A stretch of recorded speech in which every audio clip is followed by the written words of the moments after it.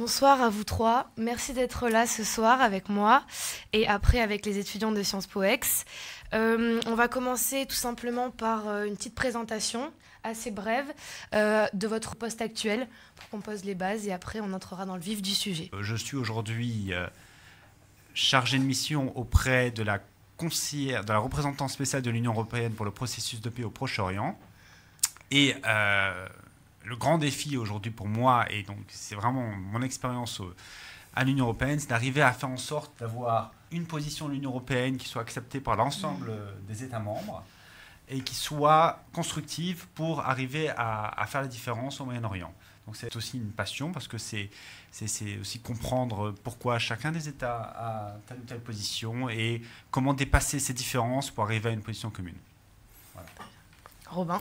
Bonsoir Anna, bonsoir à tous, merci pour l'invitation. Alors moi je m'appelle Robin Guillon, je travaille à l'heure actuelle pour la représentation Sud Provence-Alpes-Côte d'Azur vis-à-vis des institutions européennes à Bruxelles. Et aujourd'hui je suis très épanoui, voilà, ce qui m'anime c'est le fait d'être vraiment, comme on dit à Bruxelles, de travailler dans une dimension globale, c'est-à-dire à la rencontre du local et du global, être dans cette position d'interface. Donc je suis très heureux et je suis aujourd'hui responsable donc en charge des questions environnementales, affaires maritimes et agriculture. Merci. Hélène. Bonsoir Anna, tout d'abord merci pour l'invitation, c'est un plaisir de revenir à l'IEP d'Aix-en-Provence. J'ai eu la chance de rejoindre l'unité Turquie au sein de la direction générale donc DigiNear, qui s'occupe à la fois de la politique européenne de voisinage sud et est et des pays candidats ou potentiels candidats. Donc la Turquie à l'adhésion. Toujours candidate, malgré les événements récents, mais toujours candidate. Et donc, j'ai rejoint cette direction générale en qualité de stagiaire d'abord, comme soutien à l'équipe politique. Donc, un stage qui s'est révélé extrêmement passionnant et j'ai eu du mal à quitter cette bulle européenne. Mais finalement, à l'issue du stage, pas de perspective professionnelle dans l'immédiat. On m'a proposé de rejoindre le cabinet de la secrétaire d'État auprès de la ministre des Armées, comme plume ou chargé des discours, donc changement d'environnement radical, de passer de l'administration européenne à l'administration nationale, sur des thématiques finalement relativement différentes. Et après une très brève expérience de 2 mois, on m'a proposé finalement de revenir dans l'unité Turquie à la DGNIR, comme contractuelle cette fois, et ça fait maintenant 2 ans que je travaille dans cette unité et que je suis en particulier les dossiers politiques et toute la dimension des droits fondamentaux en Turquie. On a des profils différents, mais quand même qui restent sur la Méditerranée et toujours ce lien à l'Union européenne qu'on va aborder maintenant. Voilà, dans un premier temps, est-ce que vous pourriez revenir sur votre rapport à l'Union européenne, à l'Europe, et ensuite comment ce rapport se concrétise dans votre emploi, dans le poste que vous avez aujourd'hui?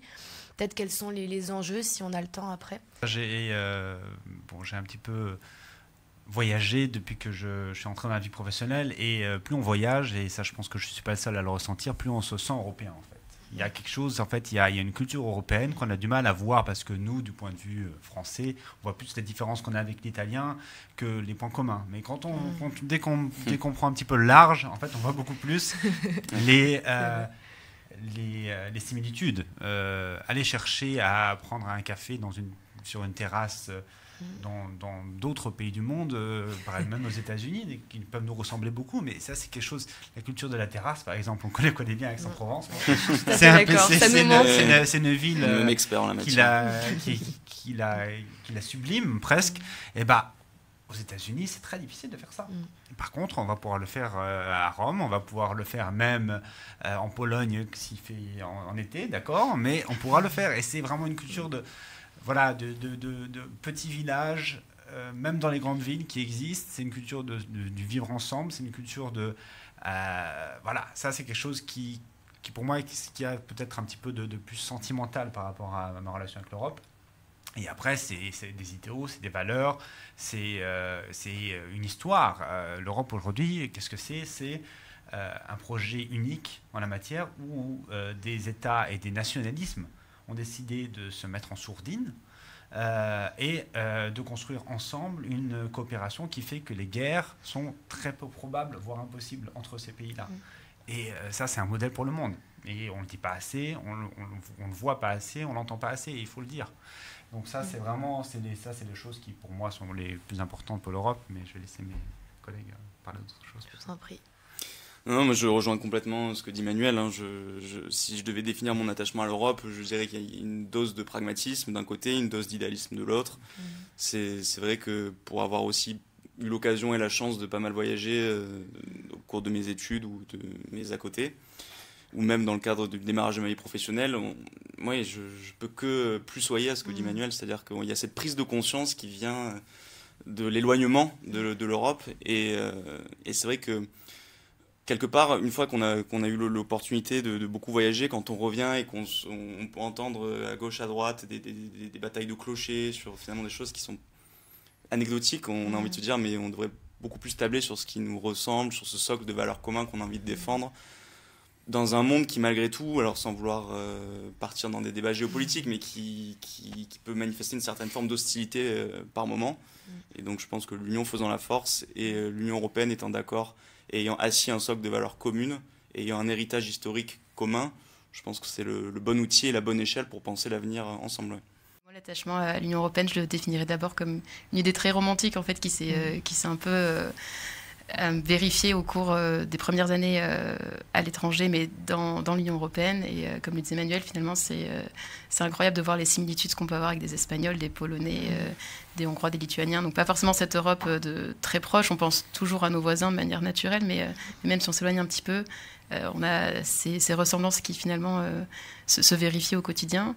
Et cette idée romantique a été confrontée finalement avec une réalité plus pratique à Bruxelles, mais qui a quand même renforcé cette idée de partage et la nécessité en fait d'être ensemble et de se mettre d'accord, de travailler, de défendre les points de vue nationaux pour aboutir finalement à un compromis européen et qui va asseoir et rendre cette Union européenne plus forte. Est-ce que c'est vraiment par l'UE, pour l'UE, que vous voulez travailler? Est-ce que ça vous colle vraiment à la peau au point de vous dire que c'est à cette échelle que vous voulez travailler, voilà, dans les années à venir?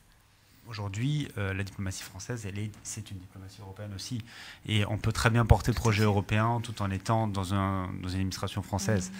Donc, je ne sais pas encore de quoi l'avenir sera fait pour moi, mais c'est vrai que ce que j'ai vu à Bruxelles m'a convaincu encore plus, et je l'étais déjà, mais ça n'a fait que renforcer mes convictions, que effectivement c'est important que l'on pense à l'échelle européenne, que l'on réfléchisse à l'échelle européenne, et il faut bien mesurer à quel point dans un monde multipolaire où on est face à des géants comme l'Inde, comme la Chine, le Brésil, les États-Unis, être tout seul sur cet aspect-là, être une puissance moyenne, une petite puissance, c'est subir. Mais est-ce que, là je vous pose la question à vous trois, est-ce qu'on peut dire que l'Union européenne est un acteur de la géopolitique? Parce que ça c'est la grande question. Peut-être Hélène, si tu veux répondre à ça. Le cas de la Turquie, c'est vrai qu'il est un peu particulier, parce que, comme je disais, la Turquie a toujours le statut de candidat, mais de facto les négociations d'adhésion sont à l'arrêt depuis quelques années. Et c'est un pays, je trouve, qui renvoie l'Union européenne face à ces difficultés en termes d'assumer une position à 28, bientôt à 27, parce que c'est un pays qui a des relations bilatérales avec les États membres de manière qui vont vraiment varier d'un pays à l'autre. C'est dans nos relations diplomatiques avec ce genre de pays, la Turquie, il y en a d'autres, mais dans le cas de la Turquie, c'est là où on met un peu, où on confronte l'Union européenne à ces difficultés, mais où aussi on arrive quand même à avancer et à obtenir des positions communes qu'on va défendre auprès de notre pays partenaire. Donc un challenge constructif qui serait... J'espère, oui, je pense encore constructif. Très bien. Est-ce que Manuel, vous voulez ajouter quelque chose à ça? Oui, c'est un ensemble géopolitique qui compte. Alors, ça ne veut pas dire qu'on a des positions communes sur tout. C'est là, et là, c'est quelque chose qui effectivement ne viendra pas tout de suite. Il faut être réaliste. Le représentant Borrell, là, qui vient de prendre ses fonctions, il l'a dit, c'est normal, on n'a pas la même identité. C'est-à-dire que la façon dont on voit notre histoire, elle n'est pas pareille. Donc c'est effectivement des visions du monde et des visions de notre des grandes puissances mondiales très différentes. Donc forcément, on n'a pas encore la même identité. Ça va venir.